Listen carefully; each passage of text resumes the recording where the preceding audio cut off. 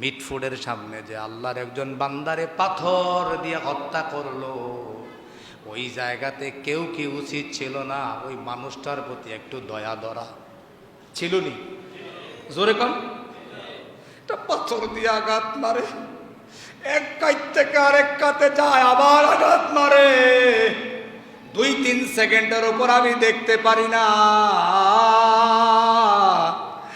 আর এই দিকে মানুষগুলো ভিডিও করে, এইগুলো মানুষগুলো দাঁড়ায়া দাঁড়ায়া রং চায়। তুমি কেমনে মানুষ আমার বুঝে আসে না। কে বা কারা করেছে এই নিয়ে আমার কোনো কথা নাই, কে বা কারা করতে গেছে এই নিয়ে আমি কথা বলতেও চাই না। তবে আর যাই হোক, সে তো একজন মানুষ। দিন দুপুর বেলা বিকাল বেলা ওই আল্লাহর গোলামকে একবার দুইবার নয় অসংখ্যবার পাথর মেরে দুনিয়া থেকে বিদায় করে দিল, লাশটার উপর নৃত্য করলো। ওই জায়গাতে যারা ছিল তারা সবাই প্রতিবাদ করা দরকার ছিল না কি ছিল না? জোরে বলেন, ছিল না কি ছিল না? আমি বলবো ওখানে মানুষ নয়, জন্তু হায়নার ছাড়া কেউ বসবাস করে না। মানুষ বসবাস করলে কখনো দিনের বেলা একজন আল্লাহর গোলামকে পাথর নিক্ষেপ করে দুনিয়া থেকে এইভাবে বিদায় করতে পারে না।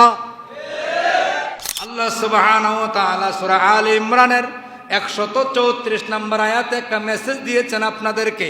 যারা ভালো কাজ করতে চান, উত্তম কাজ করতে চান, খারাপ কাজের সাথে সম্পর্ক রাখেন না। আল্লাহ কি মেসেজ দিলেন শোনেন। আল্লাযীনা ইউনফিকুনা ফিস সাররাই ওয়াদ দাররাই ওয়াল কাযিমিনাল গায়যা ওয়াল আফিনা আনিন নাস আল্লাহু ইউহিব্বুল মুহসিনিন। অনুবাদ শোনার আগে বলুন আল্লাহু আকবার।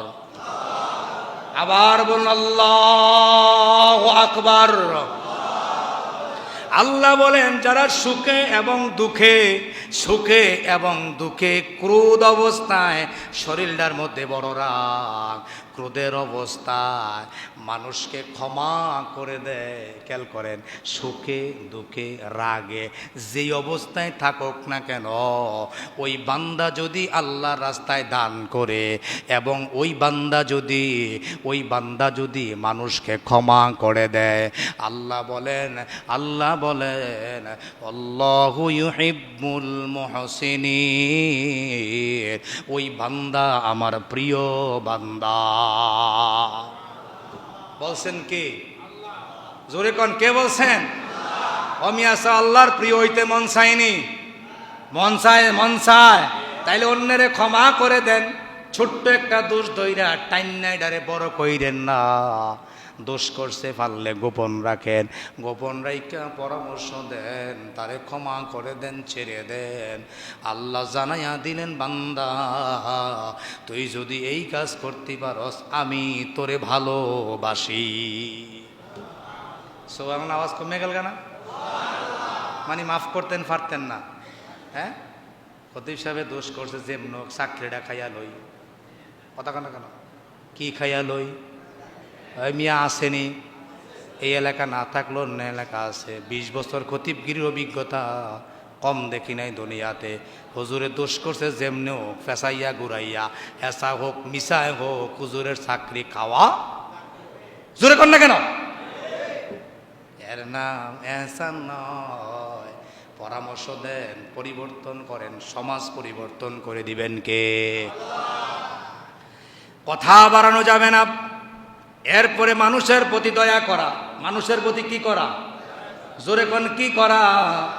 ও মিয়া, যদি কুদু সত্য কথা কইতাম রে, জোরে ক। আমি কে বা কারা করছে সেদিকে আমি হাত দিতে চাই না। মিটফুডের সামনে যে আল্লাহর একজন বান্দারে পাথর দিয়ে হত্যা করলো, ওই জায়গাতে কেউ কি উচিত ছিল না ওই মানুষটার প্রতি একটু দয়া ধরা? ছিল নি? জোরে কন। তা পাথর দিয়ে আঘাত মারে, এক কাত থেকে আরেক কাতে যায়, আবার আঘাত মারে, 2-3 সেকেন্ডের উপর আমি দেখতে পারি না। আর এই দিকে মানুষগুলো ভিডিও করে, এইগুলো মানুষগুলো দাঁড়ায়া দাঁড়ায়া রং চায়। তুমি কেমনে মানুষ আমার বুঝে আসে না। কে বা কারা করেছে এই নিয়ে আমার কোনো কথা নাই, কে বা কারা করতে গেছে এই নিয়ে আমি কথা বলতেও চাই না। তবে আর যাই হোক, সে তো একজন মানুষ। দিন দুপুর বেলা বিকাল বেলা ওই আল্লাহর গোলামকে একবার দুইবার নয় অসংখ্যবার পাথর মেরে দুনিয়া থেকে বিদায় করে দিল, লাশটার উপরে নৃত্য করলো। ওই জায়গাতে যারা ছিল তারা সবাই প্রতিবাদ করা দরকার ছিল না কি ছিল না? জোরে বলেন, ছিল না কি ছিল না? আমি বলবো ওখানে মানুষ নয়, জন্তু হায়নার ছাড়া কেউ বসবাস করে না। মানুষ বসবাস করলে কখনো দিনের বেলা একজন আল্লাহর গোলামকে পাথর নিক্ষেপ করে দুনিয়া থেকে এইভাবে বিদায় করতে পারে না। পারে?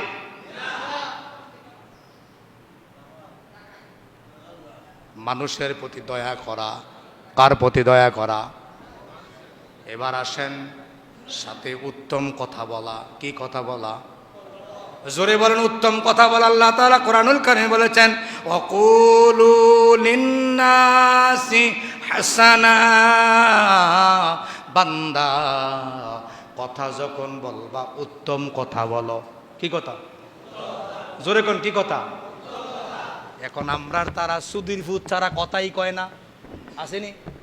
এ জোরে কোন আসেনি? কথা কয় এমন আসেনি? সুধীর ভূত ছাড়া কথাই কয় না, অগিন্নির ভূত ছাড়া কথা কয় না।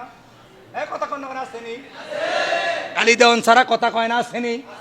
দোকানে বসতে তার মন ঠিক থাকে না, মেজাজ ঠিক থাকে না, মুখে কি কয় তা নিজেও জানে না। মাইকটা বন্ধ করলাম আপনারা সম্মানার্থে। সুতরাং মুখের ব্যবহার করার ক্ষেত্রে সাবধান। মুখ দিয়ে যা আসে তাই তুমি বলতে যাইও না। বলবেন এই মুখটাতে একটা তালা লাগান। আমরা এখন মুখে যা আসে তাই বলি। এই বিষয়গুলো খেয়াল করতে হবে। লম্বা আলোচনা করা যাবে না, করার সুযোগ নাই। আল্লাহর নবী সাল্লাল্লাহু আলাইহি ওয়াসাল্লাম মেরাজে গেছে, এটা আপনারা জানেননি? আসতে কোন কেন জানেননি? আমি কথা বললে ওয়াজ করি, ঘুমাই থাকবেন, এই ওয়াজের কোনো দাম নাই। বাজ্যে কোন লাগবে কি কইছে?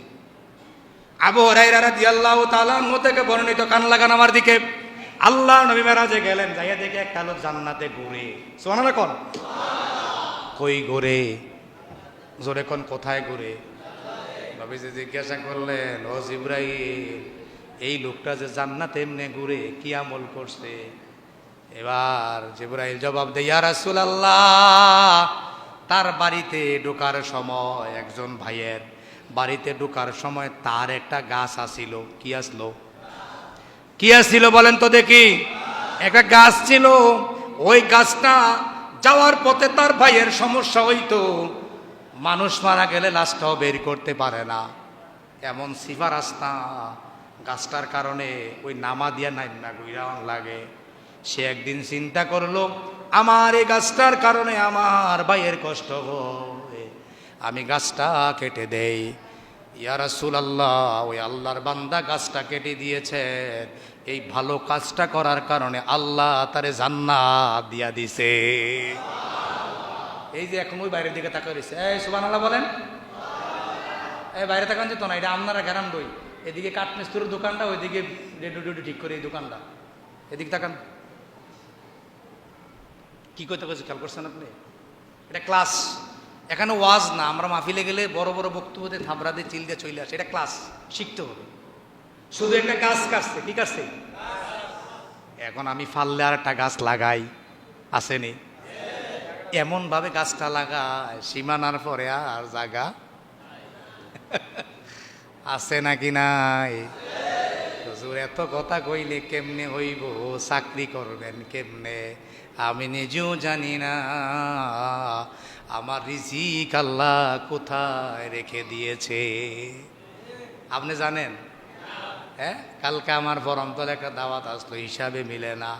আমি ছিলাম ক্যান্টনমেন্ট, দৌড়ে আসলাম পরমতলা, খাইলাম, আবার গেলাম বরিচং সুন্দরম মাহফিলে। কেমনে হইল কি হইল আমি জানি না, জানেন কে?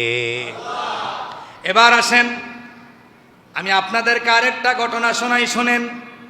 আল্লাহর নবী তো এই জায়গায় একটা বললেন, সেই ব্যক্তি একটা গাছ কেটে দেওয়ার কারণে জান্নাতে ঘুরে বেড়াচ্ছে।